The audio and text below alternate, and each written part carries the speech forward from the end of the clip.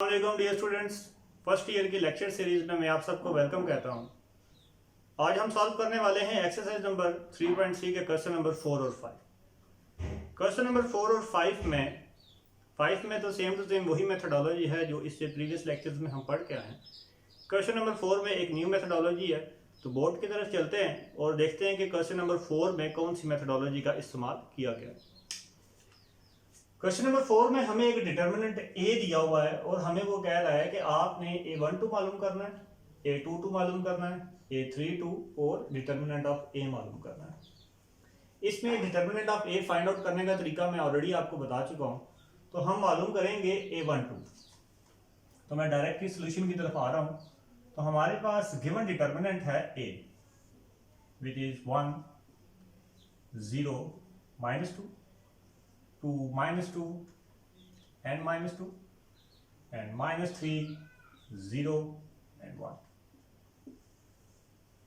अब हम फाइंड करते हैं A12।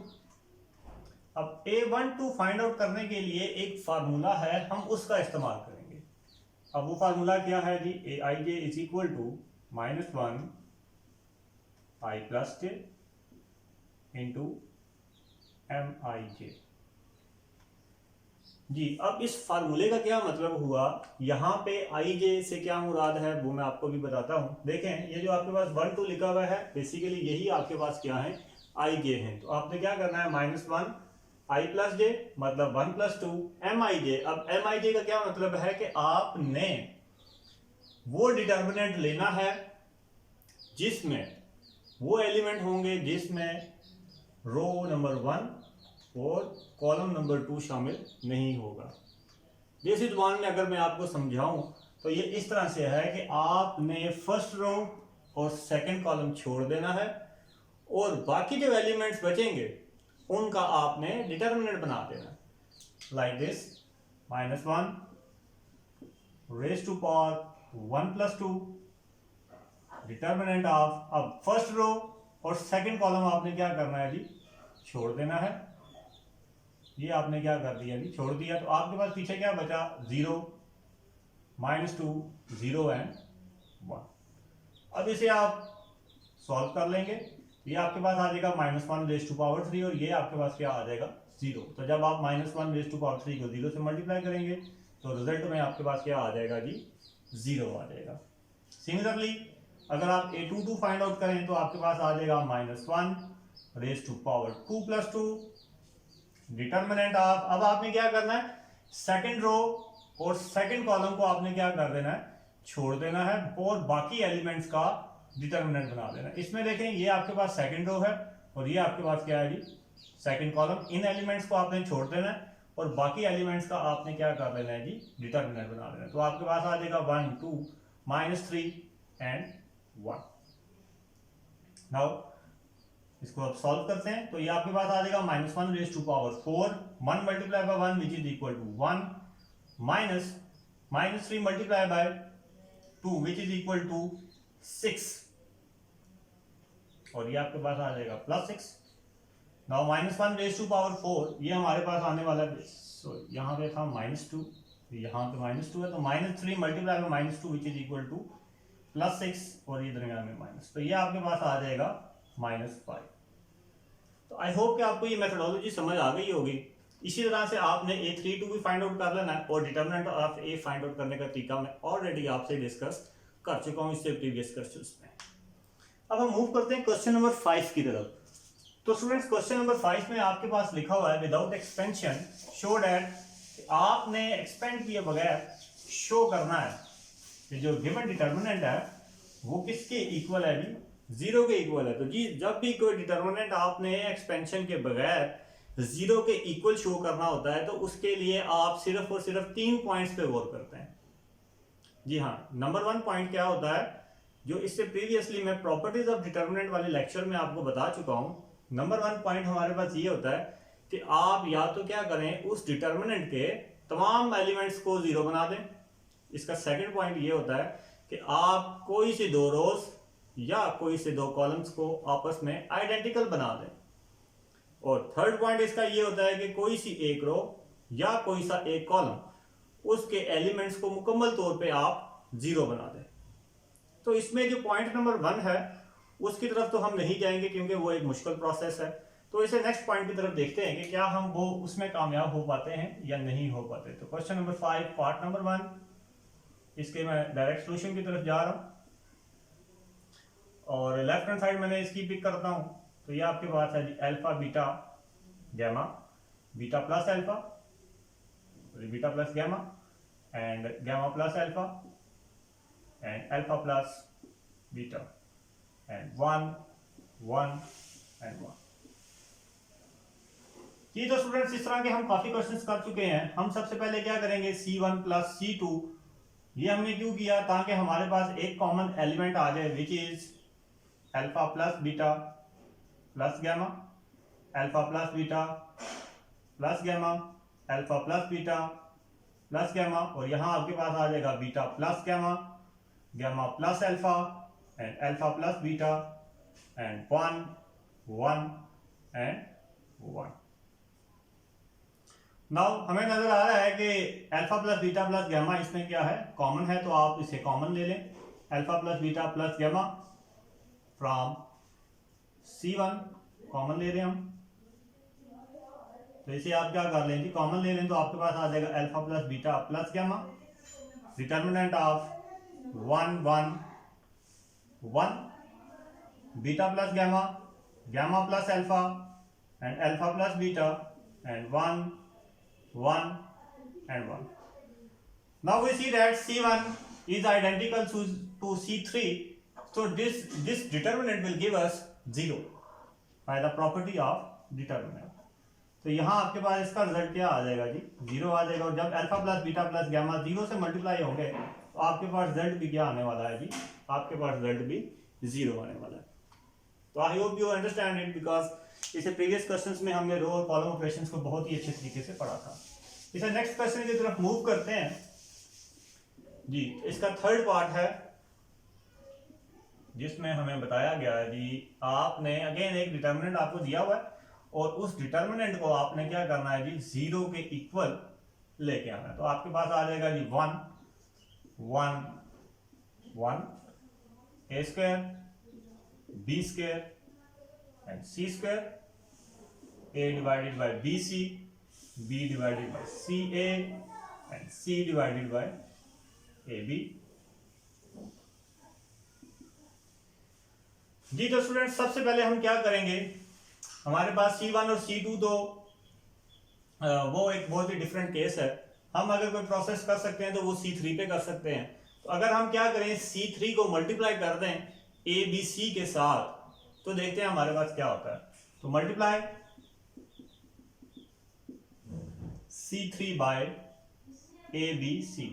तो जब आप मल्टीप्लाई करते हैं तो यकीनन आपको डिवाइड भी करना पड़ता है। जब आप डिवाइड करेंगे तो आपके पास आ जाएगा 1 1 and 1,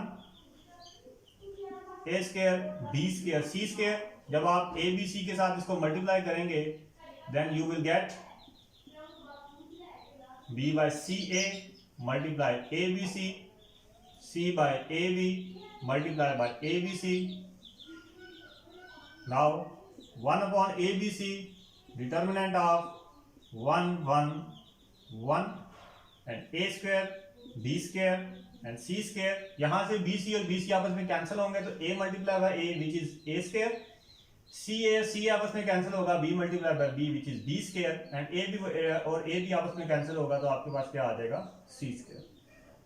now we see that के C2 और C3 क्या हो गए हैं जी, आइडेंटिकल हो गए हैं। तो आइडेंटिकल होने के बाद हम इस डिटर्मिनेंट का जो रिजल्ट लिखेंगे वो क्या लिख देंगे, 0 by the property of determinant.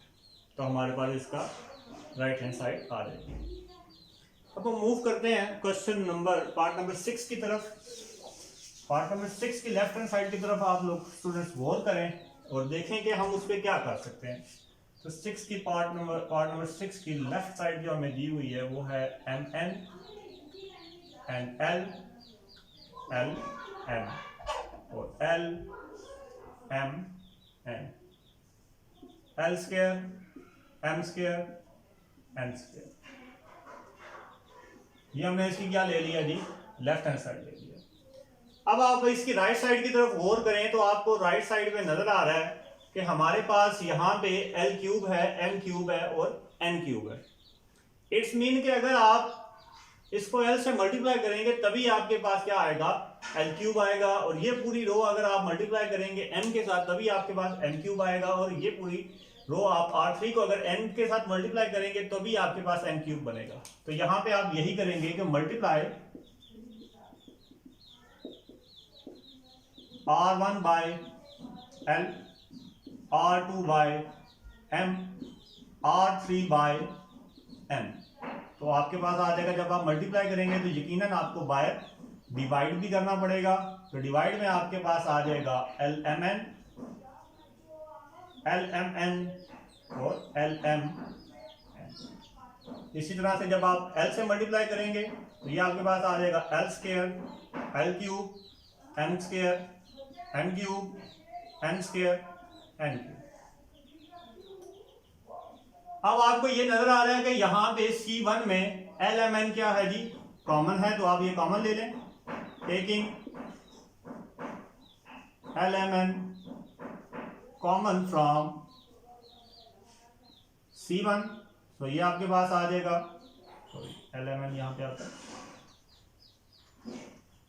LMN divide LMN, आपके पास आ जाएगा 1 1 and 1, L square, M square and N square, L cube, M cube and L cube, which is your right hand side। ये LMN आपस में कैंसिल हो जाएगा, तो आपके पास क्या आ जाएगी, राइट हैंड साइड आ जाएगी। I hope you understand question number 1, 3 and 6. Now we move on part number 9 जी। तो पार्ट नंबर 9 की तरफ गौर करें और सोचें कि इसमें हम कौन सी मेथोडोलॉजी का इस्तेमाल कर सकते हैं। पार्ट नंबर 9 की लेफ्ट हैंड साइड हमें दी हुई है -a 0 and b 0 a -c c -b and 0 जी। तो स्टूडेंट्स अगर आप देखें हम इस पे कोई भी ऑपरेशन लगाएं तो वो इफेक्टिव नहीं है। तो यहाँ पे आप ये समझ लें कि आपको यहाँ पे जुबानी याद रखना पड़ेगा, या with a lot of practice आप इसे सीख जाएंगे कि हम यहाँ पे कोई भी ऑपरेशन लगा लें, C1 को C2 से प्लस माइनस कर लें या C2 को 1 से कर लें, इसका कोई भी फर्क नहीं पड़ने वाला, उल्टा ये डिटर्मिनेंट आपका बढ़ता ही जाएगा। तो यहाँ पे आप एक मेथोडोलॉजी यहाँ पे ये इस्तेमाल करेंगे कि अगर आप क्या करें, C1 को मल्टीप्लाई कर दें C के साथ, मतलब यहाँ पे आपके पास अगर AC आ जाए और यहाँ पे भी आपके पास AC आ जाए, तो क्या होगा कि जब हम आपस में इनको ऐड करेंगे तो हमारे पास यहाँ पे 0 बन जाएगा। ऐसे ही स्टूडेंट्स, तो जब यहाँ पे आपके पास 0 बन जाएगा तो फिर थर्ड वाला, अगर ये फर्स्ट रो, अगर हम फर्स्ट कॉलम जो है पूरा ये अगर हम 0 बना देते हैं तो हम उसे 0 के इक्वल ला सकते हैं, क्योंकि ये एग्जाम करने से हमारे पहले दोनों एलिमेंट तो क्लियर हो गए, थर्ड एलिमेंट के बारे में हमें नहीं पता कि वो क्या आएगा। तो हम पहले सबसे यही अप्लाई करते हैं, इस पे हम करते हैं मल्टीप्लाई C1 बाय C से मल्टीप्लाई करें इसको, C2 by B and C3 by A। जी तो मल्टीप्लाई करें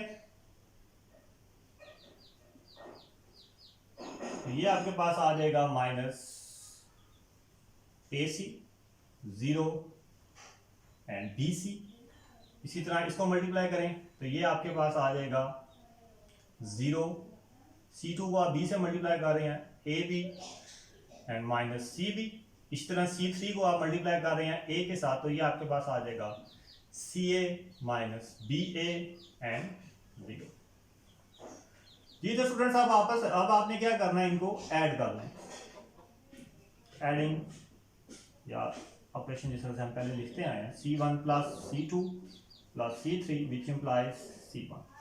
तो ये आपके पास आ जाएगा C1 plus C2 plus C3 आपने किया तो आपके पास आ जाएगा 0 and 0 plus A B minus A B आपने किया तो ये भी क्या आ जाएगा 0 plus B C minus C B, ये भी आपके पास क्या आ जाएगा 0। तो और बाकी आपके पास एज इट इज रहेंगे।